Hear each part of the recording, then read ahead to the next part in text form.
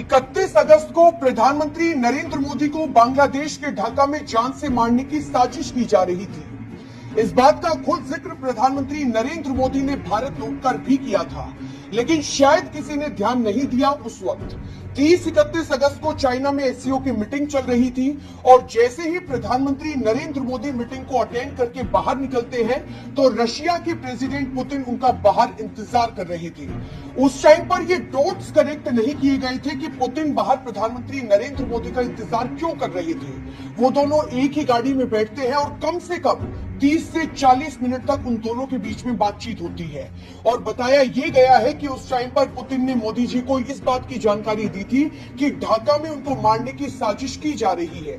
बाद में खबर आती है कि ढाका के एक होटल के रूम नंबर 108 में टेरेंस नाम के CIA एजेंट की डेड बॉडी मिली है। ये वही टेरेंस था जो यूएस स्पेशल फोर्स का कमांडेंट था, जो बांग्लादेश में बैठकर प्रधानमंत्री नरेंद्र मोदी को जान से मारने की प्लानिंग कर रहा था।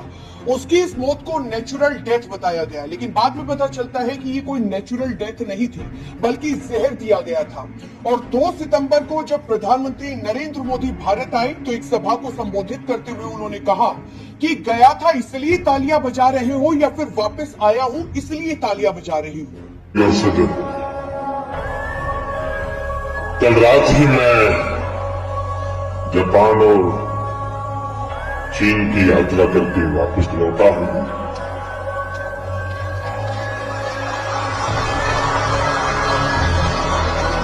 आप गया था इसकी ताली बजा रहे हो, आया हूं इसकी ताली बजा रहे हो।